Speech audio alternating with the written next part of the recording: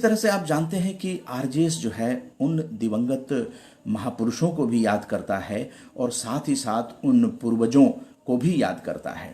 अभी जो 75वां Facebook live हुआ था उसमें ये आसिफ खान साहब लिखते हैं, जब तक ऐसे भेड़ियों को खुलेआम सजा नहीं दी जाएगी तब तक ऐसे भेड़िए बेटियों का शिकार करते रहेंगे। जब तक सरकार बलात्कारियों का समर्थन लिखा है, लेकिन ऐसा नहीं है, कोई भी सरकार क्यों करेगी।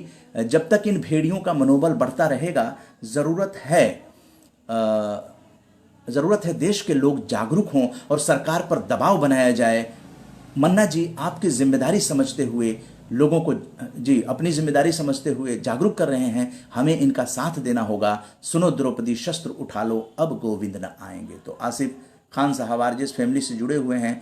लवलीन लिगम जी को नमस्कार, जय हिंद। सुरेंद्र आनंद आरजेएस स्टार, जय हिंद, लिखते हैं भयावह स्थिति। जी सुरेंद्र आनंद जी, आप तो हरियाणा में आरजेएस पॉजिटिव मीडिया की यात्रा में साथ भी रहे थे। हम लोगों ने पंचकुला और चंडीगढ़ और करनाल और जगह जगह पत्रकारों से मिलते हुए उनको तिरंगा भेंट करते हुए हम लोग आगे बढ़े थे। तो सुरेंद्र आनंद जी आपका धन्यवाद। सुजान हैदर जी धन्यवाद। हरीश कुमार शर्मा जी धन्यवाद। और वंदे मातरम डॉक्टर नरेंद्र टेटेसर जी, बहुत अच्छा नशा मुक्ति जागरूकता अभियान सुशील खन्ना जी, आकांक्षा जी और प्रिंसी राजपूत जी गुजरात से आरजेएस फैमिली से जुड़ी हैं। बिंदा मन्ना जी हमारी धर्मपत्नी और संजय राय जी पत्रकार, जय हो भाई साहब लिखते हैं। और वीर सेन यामीन मलिक साहब, जय हिंद। नरेंद्र टेटेसर जी, राधे श्याम श्रीवास्तव जी आप देख रहे हैं, वैभव भारद्वाज जी। तो इस तरह से ये विचार जो है श्रद्धांजलि हम लोगों ने दे दिया और श्रद्धांजलि देने का कार्यक्रम महापुरुषों को भी हम लोगों ने किया था। आरजेएस के राष्ट्रीय जो प्रेरणा स्रोत हैं श्री रामजग सिंह और श्रीमती जनक दुलारी देवी, तो उन लोगों ने भी जो है कल वेबिनार को संबोधित किया था, सबका स्वागत किया था। तो उसमें भी उन्होंने जो बहादुर शाह जफर साहब जो थे उनको श्रद्धांजलि दी गई, साथ में जतेंद्र नाथ दास जी को, मनमथ नाथ गुप्त जी को, क्योंकि इन लोगों की आसपास जो है पुण्यतिथि और जयंती थी। इसके साथ साथ जो है गणेश शंकर विद्यार्थी जी की, जिनकी 25 मार्च को पुण्यतिथि होती है। तो आरजेएस के फेसबुक लाइव में या जो भी कार्यक्रम होते हैं, हम लोगों ने 134 बैठकें जो की हैं उसमें भी हम लोग श्रद्धांजलि देते हैं। तो एक नज़र जो है वो इन खबरों पर भी आपको देते हैं, जैसे कि ये जर्नी ऑफ सक्सेस है जिसने खबर छापी राष्ट्रीय वेबिनार की, 4th पॉइंट है। और इसके साथ साथ तमाम पॉजिटिव मीडिया जो है आरजेएस के साथ हैं। आप ये देखिए दर्पण टाइम्स के बाद आप ये देखिए सोशल मीडिया टाइम्स और संज्ञान न्यूज़ और हरियाणा ज्योति। तो इस तरह के तमाम संगठन जो हैं वो सहयोग कर रहे हैं, सकारात्मक भारत आंदोलन को सहयोग कर रहे हैं। तमाम लोग जो है राष्ट्रीय वेबिनार में जुड़े। ये दिखाना इसलिए भी ज़रूरी है क्योंकि कल फेसबुक लाइव नहीं हुआ था। 75वां अंक के अवसर पर ही, प्लेटिनम जुबली अंक जो है वो राष्ट्रीय वेबिनार के, क्योंकि आप अपने भी विचार व्यक्त कर सकते हैं। और राष्ट्रीय वेबिनार आपको 1 नवंबर को भी लगभग 10:50 से शुरू होने की बात बताई गई है। तो 10:50 पे लिंक सारे ग्रुपों में भेजा जाएगा। आप लोग जुड़ेंगे तो अच्छा लगेगा। इसके साथ साथ जो है जर्नी ऑफ एक्सप्रेस, इसके साथ साथ जो पोर्टल हैं उनका भी बहुत अहम रोल होता है। उन लोगों ने भी ये खबर की है। आप देखिए हिंदुस्तान स्तंभ है, जिन्होंने कि पूर्वजों और महापुरुषों के सम्मान में बनेगा। नई दिल्ली आरजेएस सकारात्मक भारत भवन, आरजेएस फैमिली का कहना है। एक दिल्ली में भवन आरजेएस फैमिली बनाने जा रही है जो 25 राज्यों से जुड़े हुए लोग हैं। और ये आप देखिए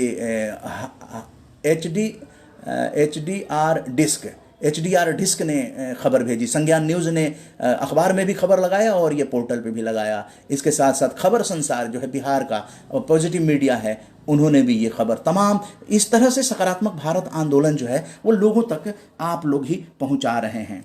जो है ना, तेरे भाणे सबका भला, जो नानक जी कहा करते थे। और इसी के साथ साथ आपको एक और अहम स्टोरी है। जैसा कि आप जानते हैं कि आरजेएस के आगामी गणतंत्र दिवस पे जो कार्यक्रम होगा उसमें ये प्रदान किया जाएगा, जो कि महापुरुषों को आरजेएस याद करता है। और राहुल जी जुड़ गए हैं, जय हिंद। ये देखिए आकाशवाणी के कार्यक्रम अधिशासी जिन्हें पैक्स कहा जाता है, आकाशवाणी पार्लियामेंट स्टेट के दिलीप झा जी हैं, और श्रीमती सुधा झा जी नोएडा दिल्ली एनसीआर। उन्होंने अपने पिताजी जो स्वर्गीय प्रोफेसर डॉक्टर महाकांत झा जी, श्रीमती दुर्गा देवी, गांव नदियामी मनीगाछी दरभंगा बिहार, और संत रामकृष्ण परमहंस और मां शारदा देवी के नाम से आरजेएस का राष्ट्रीय अवार्ड जो है ये गणतंत्र दिवस के अवसर के लिए इन्होंने भेंट किया है। आप भेंट करता हैं, ये भेंट करता ही स्वयं आकर अवार्ड को मंच पे प्रदान करेंगे। लेकिन इन्होंने पहले भी अपनी बड़ी बहन का और एक भांजी का भेजा था। आज इन्होंने अपने जो बड़े भाई हैं आशुतोष झा जी, दिलीप झा जी के आशुतोष झा जी बड़े भाई मधुबनी में वकालत करते हैं, एडवोकेट हैं, और इनकी भांजी जो डॉक्टर भावना मिश्रा इंडियन आर्मी में हैं और डॉक्टर हैं, अभी आसाम में हैं। तो आइए आरजेएस राष्ट्रीय सम्मान के भेंटकर्ता दिलीप झा जी, सुधा झा जी के बड़े भाई आशुतोष झा जी क्या कहते हैं डॉक्टर प्रोफेसर महाकांत झा जी के बारे में। मेरे पिताजी और माताजी का अब तो दोनों का स्वर्गवास हो चुका है, और उनके नाम से ही मेरा मन भाव विह्वल हो जाता है। मैं यहाँ मधुबनी में आरके कॉलेज, हमारे यहाँ मधुबनी के सिविल कोर्ट में वकालत करता हूँ। मेरे पिताजी 7 मई 2017 को स्वर्गवासी हुए। मेरे पिताजी की मृत्यु के समय मैं ही उनके पास रहता था, क्योंकि मेरे अन्य सभी भाई दिल्ली और बरेली में रहते थे। इसलिए उनकी कृपा दृष्टि मुझ पर कुछ ज़्यादा ही रहती थी, और मुझे भी बाबूजी से कुछ ज़्यादा ही लगाव था। पिताजी केमिस्ट्री में के तो विद्वान थे ही, लेकिन हिस्ट्री, ज्योग्राफी, इंग्लिश, संस्कृत में भी उनकी अच्छी पकड़ थी, और ख़ास करके तंत्र में वो बहुत तंत्र के वो बहुत ज़्यादा, मतलब विद्वान तो नहीं, बहुत बड़े विद्वान तो नहीं कहा जा सकता है, क्योंकि तंत्र में तो बहुत विद्वान हुए हैं, लेकिन तंत्र में भी वो उसमें भी उनको पारंगत हासिल था। माँ काली के मेरे पिताजी बहुत बड़े उपासक थे। मेरे पिताजी एक भरा पूरा परिवार छोड़कर स्वर्गवासी हुए। मेरे भाई इफ्को में डीजीएम, असिस्टेंट डीजीएम से रिटायर्ड हुए थे, और उसके बाद मैं मधुबनी कोर्ट में वकालत करता हूँ। मेरा एक छोटा भाई दिल्ली में ऑल इंडिया रेडियो दिल्ली में पैक्स के पद पर है, उससे छोटा भाई भी दिल्ली में ही सर्विस करता है, अभी सब एडिटर है।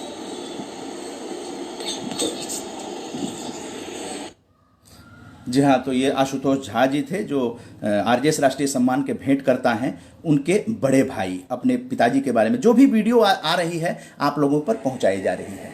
ये भांजी हैं। नमस्कार, मैं डॉक्टर भावना मिश्रा। मैं स्वर्गीय श्री महाकांत झा और श्रीमती दुर्गा झा की सबसे बड़ी नातनी हूँ। मैं अपने नाना नानी के बारे में क्या कहूँ, जितना बोलूँ कम है। मुझे आज भी हर वक्त अक्सर याद आता है मेरे बचपन की वो छुट्टियों के दिन, जब विंटर वेकेशन में हम लोग मधुबनी जाते थे।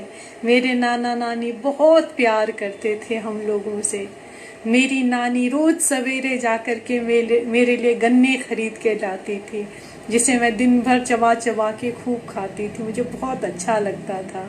नानी मेरे पसंद की सारी चीज़ें बनाती थी खाने पीने की, जो जो मुझे पसंद है।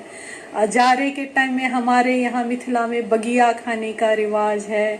फिर जैसे मकर संक्रांति में लड्डू बनते हैं, तिल के लड्डू, लाई बोलते हैं हम लोग, वो सारे नानी बनाती थी। नानी हम लोग सबके लिए, घर के लिए अचार बनाना, कुम्हड़े का वो सुखा के कुम्हड़ोरी बनाना, उसे बहुत चीज़ आता था बनाने को। मेरी नानी के हाथों में यूँ कहें माता अन्नपूर्णा का वास था। वो जो भी चीज़ बनाती थी बहुत स्वादिष्ट बनाती थी। उसके हाथ का बना हुआ बरी भात, माछ भात, आज भी मेरे मुंह में पानी आता है याद करके। बहुत जी हाँ, तो ये आप इंडियन आर्मी में डॉक्टर हैं, और इन्होंने अपने नाना नानी के बारे में जो विचार व्यक्त किए। कोई भी नाना नानी जो है वो अपने नाती नातिन को बहुत ही प्यार करता है, और इस तरह की चीज़ें और बहुत सारी बातें हैं जो आप लोग जो आरजेएस के राष्ट्रीय सम्मान के भेंट करता हैं, आप लोग भी अपने अपने परिवार के लोगों के विचारों को भेजिए, क्योंकि ये सकारात्मक भारत आंदोलन जो है वो पूरे विस्तार लेता जा रहा है। आप देख रहे हैं कि लोग जुड़ते जा रहे हैं और सकारात्मक भारत भवन दिल्ली में बनाने की घोषणा कर रहे हैं, जमीन दान कर रहे हैं,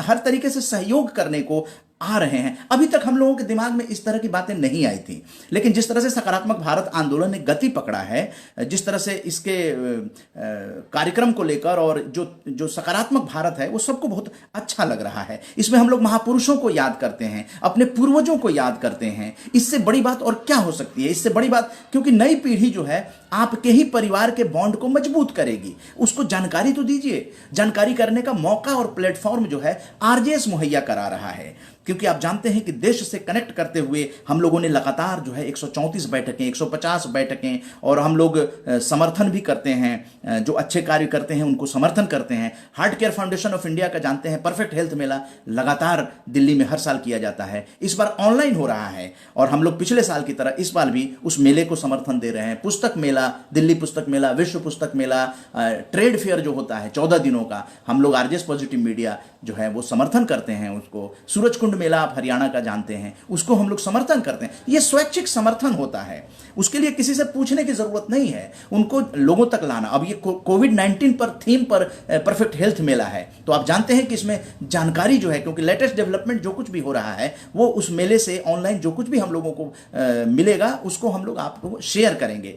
तो सेमिनार भी होंगे और उसमें कॉलेज के बच्चे भी जुड़ रहे हैं और डॉक्टर्स जुड़ रहे हैं, हर पैथी के लोग जुड़े हुए हैं। तो उन पैथी के लोगों को आप लोगों तक उनके स्वास्थ्य जागरूकता की चीजें बताएंगे। अब आइए आपको बता दें, पुण्यतिथि है श्रीलाल शुक्ल। आप दूरदर्शन पे राग दरबारी तो देखते होंगे।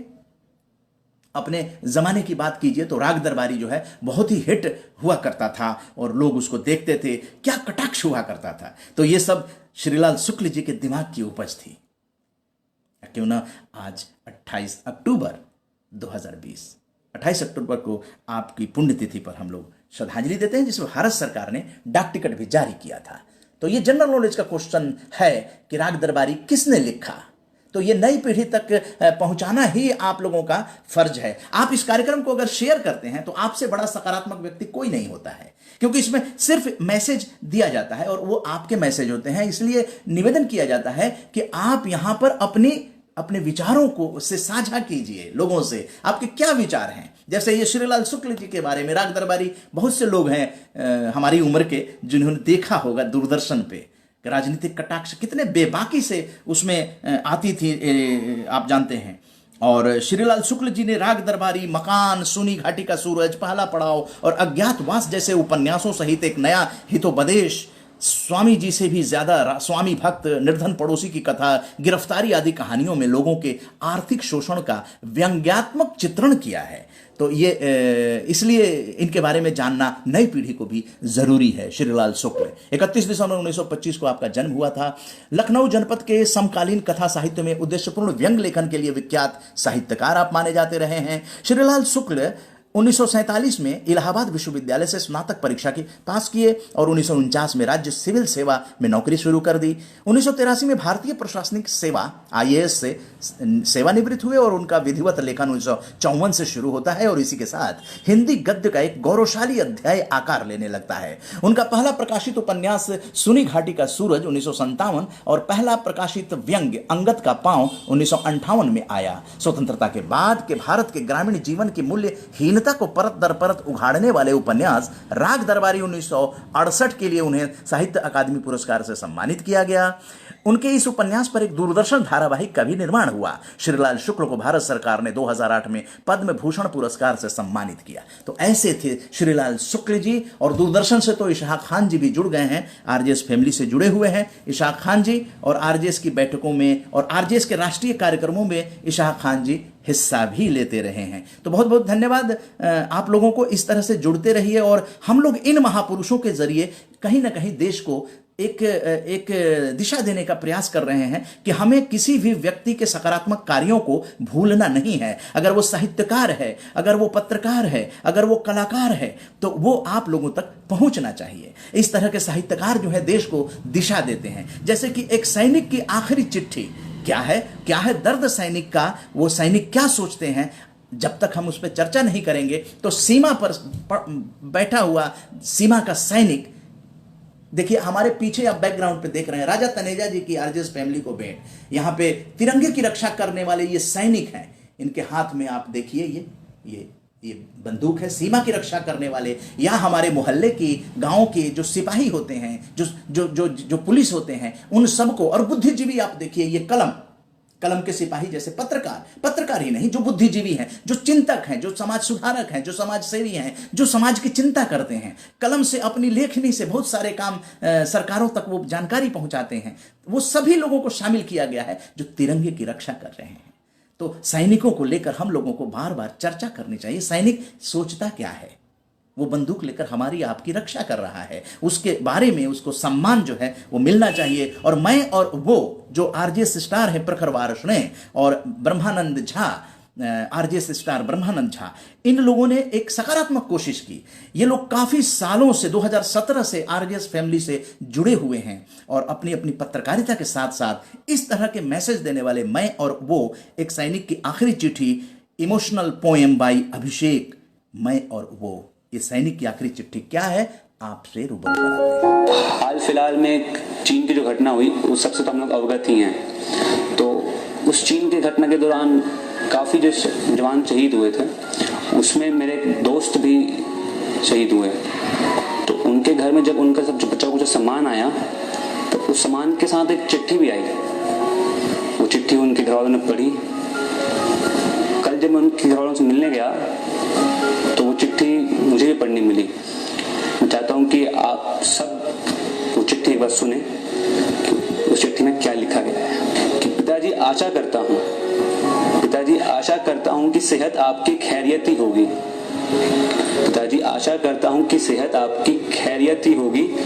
उसकी अब तक रहमत होते आई है तो आगे भी रहमत ही होगी। बड़ा ही मन था आप लोगों से मिलने का, पर शायद ये मेरी आखिरी चिट्ठी होगी। कि पिताजी सब ठीक है यहाँ, बस वो खुदा जरा सा है खफा। अब की बार शायद तनख्वाह में मिल जाएगा थोड़ा सा नफा। उससे आप अपना एक नया कोट पैंट सिलवा लेना।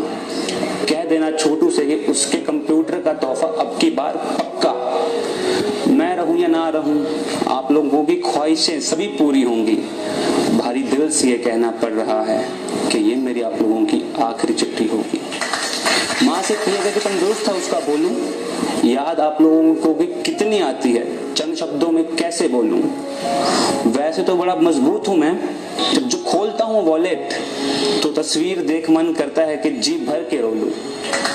बातें बहुत करता हूं ना, पर शायद ये आपसे मेरी आखिरी बातें होंगी, क्योंकि शायद ये मेरी आप लोगों को आखिरी चिट्ठी होगी। जी हाँ, तो इस तरह की चीज़ें जो हैं वो लगातार हम लोग आप लोगों तक पहुंचाते हैं। और इसी के साथ 28 अक्टूबर को जन्मे व्यक्ति की भी सूचना दे दें, आप लोगों तक पहुंच जाए। मॉरिस गार्नियर हैलेट भारत सरकार में गृह सचिव रहे, 28 अक्टूबर 1883 को जन्मदिन। बिल गेट्स जो माइक्रोसॉफ्ट के संस्थापक हैं, 1955 में 28 अक्टूबर को जन्मदिन। अशोक चौहान भारतीय राष्ट्रीय कांग्रेस के राजनीतिज्ञ, 1958 में 28 अक्टूबर को जन्मदिन। उर्जित पटेल भारतीय रिजर्व बैंक के 24वें गवर्नर, 1963 में 28 अक्टूबर को जन्मदिन। अनजान जो भारतीय हिंदी फिल्मों के मशहूर गीतकार और अपने समय के ख्याति प्राप्त शायर, अनजान का जन्मदिन 28 अक्टूबर 1930। अतुल प्रसाद सेन प्रसिद्ध विधिवेता, शिक्षा प्रेमी, रचनाकार और बांग्ला भाषा के प्रसिद्ध कवि और संगीतकार का 28 अक्टूबर 1871 को जन्मदिन। सिस्टर निवेदिता विवेकानंद की सहयोगी तथा शिक्षिका और समाज सेविका, 1867 में 28 अक्टूबर को जन्मदिन। वहीं पर आप जानते हैं कि जर्मन संस्कृतवेता, प्राच्य विद्या विशारद, लेखक और भाषा शास्त्री मैक्स मुलर का निधन 28 अक्टूबर 1900 को हुआ था। व्यंग्य लेखन में विख्यात साहित्यकार श्रीलाल शुक्ल जी के बारे में आप जान गए, 28 अक्टूबर 2011 में हुआ। और लोकप्रिय उपन्यासकार राजेंद्र यादव का निधन जो है 2013 में 28 अक्टूबर को हुआ। ये जो भी विकिपीडिया, भारत कोश और नेट की जानकारी के अनुसार मैं बता रहा हूं। वहीं पर 29 अक्टूबर को 1988 में कमला देवी चट्टोपाध्याय, समाज सुधारक, स्वतंत्रता सेनानी तथा भारतीय हस्तकला के क्षेत्र में नवजागरण लाने वाली गांधीवादी महिला की पुण्य तिथि है 29 अक्टूबर। तो ये चीज़ें हैं। यहाँ पर एक चीज़ आ गई है, विश्राम वाचस्पति जी देख रहे हैं। ओम प्रकाश झुंझुनवाला जी लिखते हैं कि आज नकारात्मक शक्तियां दुर्गा सप्तशती के 8वें अध्याय में नकारात्मक राक्षस रक्त बीज बन गए हैं।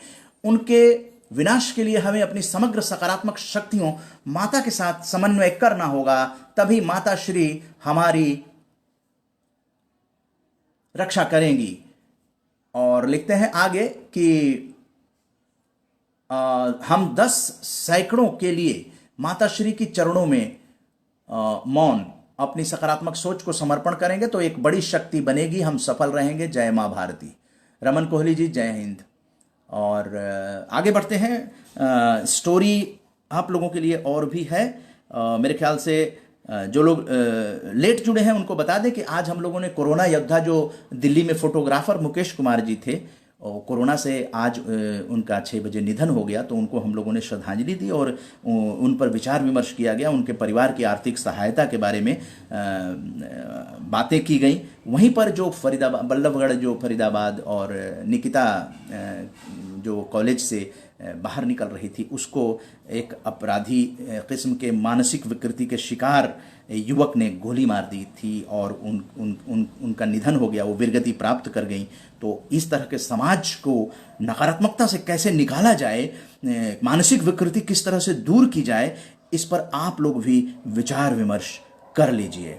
और आप लोग जानते हैं कि हम लोग लगातार जो है विलुप्त होती जो वाद्य यंत्र हैं, उसके जो कलाकार हैं, उनकी भी चर्चा करते हैं। और कुछ ऐसे यूनिक चीज़ होते हैं, इंस्ट्रूमेंटल, कुछ मनोरंजन की चीज़ें होती हैं, उसको भी आपके पास लेकर आते हैं। तो आइए आज क्या है,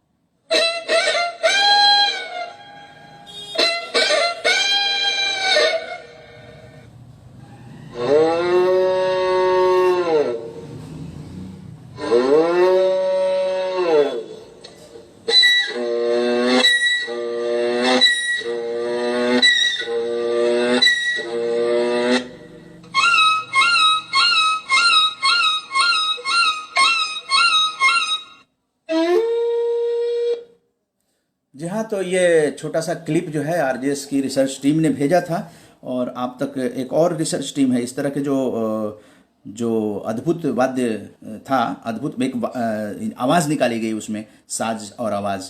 तो यहाँ पर एक विचित्र आत्मविश्वास से भरा खेल है जो गांव में ही संभव हो जाता है। और आपने शायद इसका आनंद नहीं लिया होगा, तो आपको बहुत ही आनंद आएगा।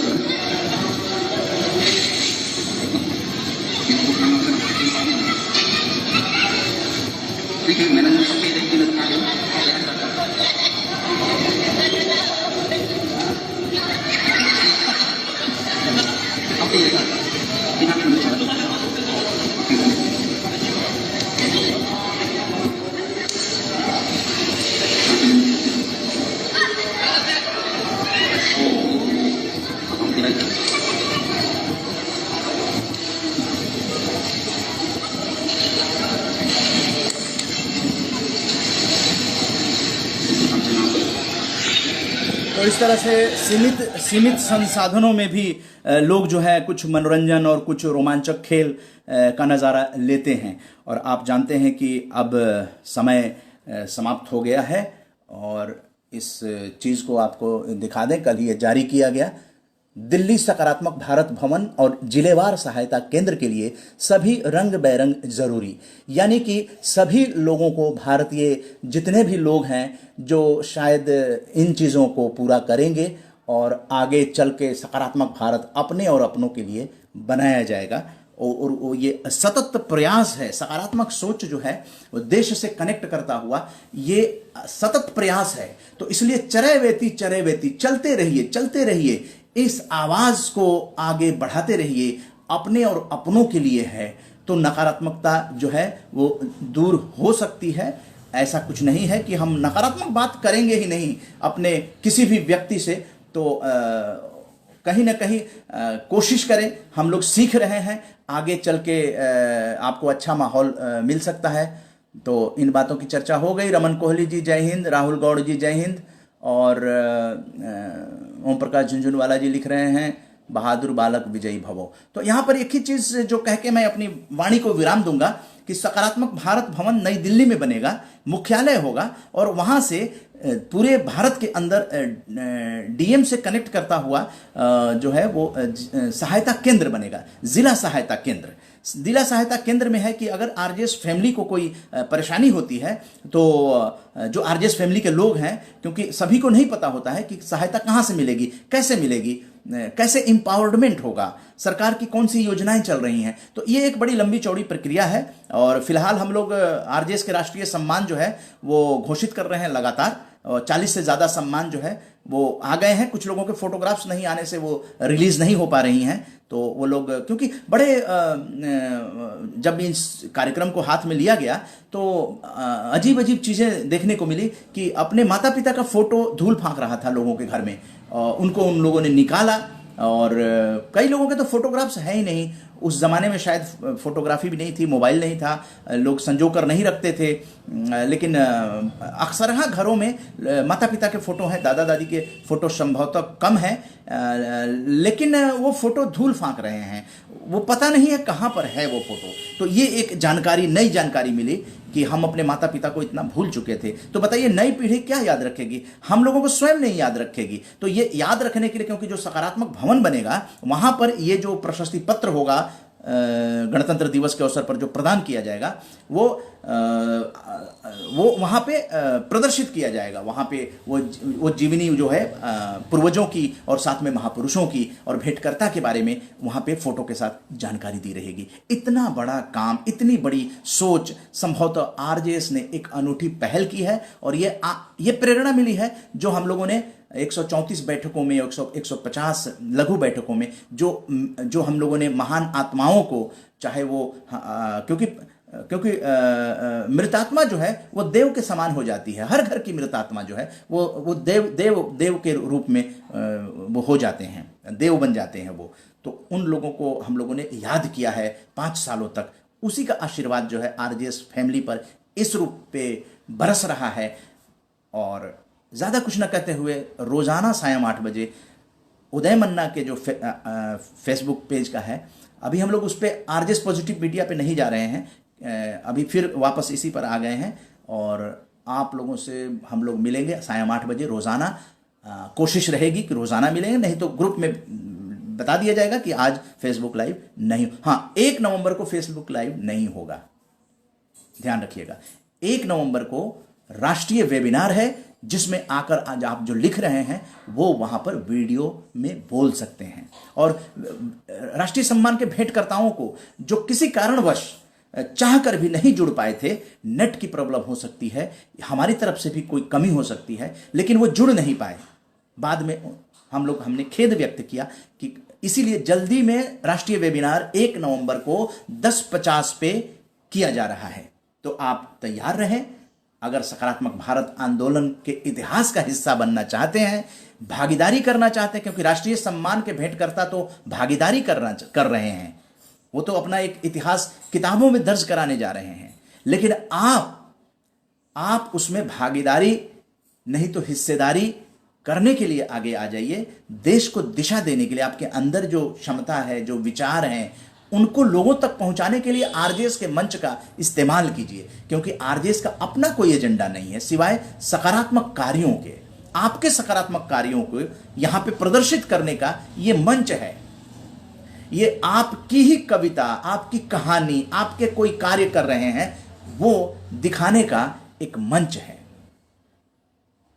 और जाते जाते आपको एक वीडियो से रूबरू करा देते हैं कि समय ज़्यादा हो गया है, लेकिन ये इतना इम्पोर्टेंट वीडियो है, सामाजिक सरोकार से जुड़ा हुआ है कि अगर इस दिशा में सरकारें और शासन प्रशासन जो है अगर ध्यान नहीं देगा तो गलत मैसेज जाता है। अरविंद कुमार सिंह जी का ये पोस्ट भेजा हुआ है और हम चाहते हैं, अरविंद कुमार सिंह वरिष्ठ पत्रकार, राज्यसभा टीवी में हेड हैं वो संसदीय मामले। आप देखिए क्या घटना घटी है। अनुज शर्मा जी का ये पोस्ट अरविंद कुमार सिंह जी ने भेजा। लिखते हैं, वाह रे कानून, कुटीर उद्योग उजाड़ो। ये है एनजीटी के आदेशों का हवाला देते हुए गरीबों की मिट्टी के बर्तन बनाने की भट्टी को तोड़वा दिया। इन परिवारों का जीवन यापन इसी से होता है।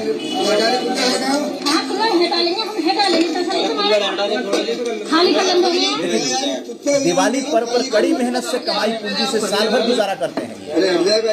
बना बनाया इनका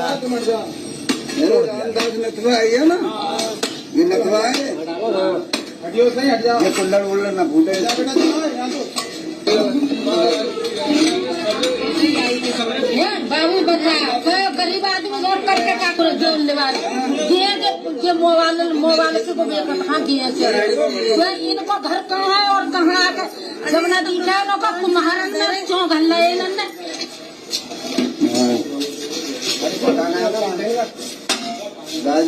राजू श्रीचंद।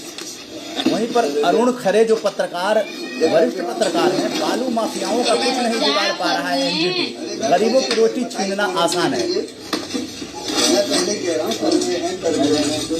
इन्हीं सब चीजों पे आवाज बनने की जरूरत है।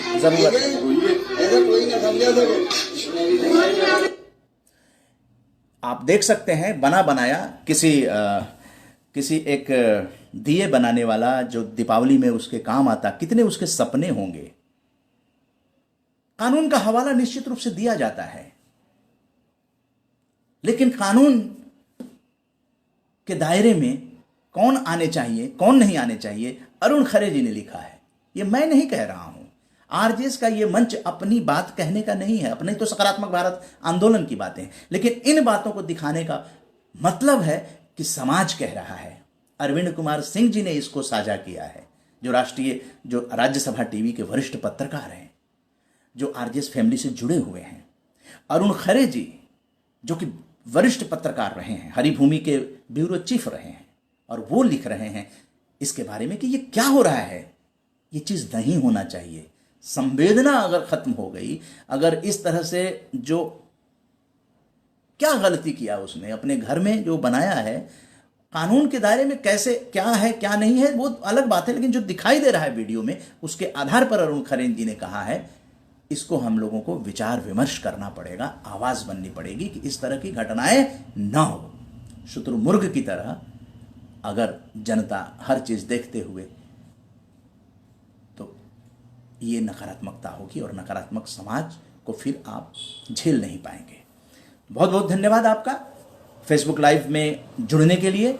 और विश्राम वाचस्पति जी, आपका भी नमन है, वंदन है। ओम प्रकाश झुंझुनवाला जी, जय हिंद। रमन कोहली जी, राहुल गौड़ जी अभी जुड़े हैं, बहुत बहुत धन्यवाद।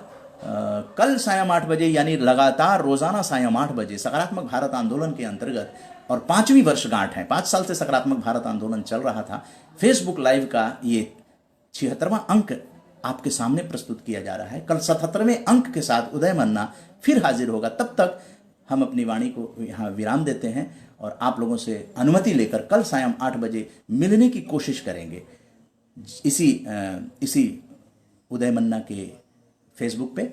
जय हिंद, जय भारत। मुस्कान।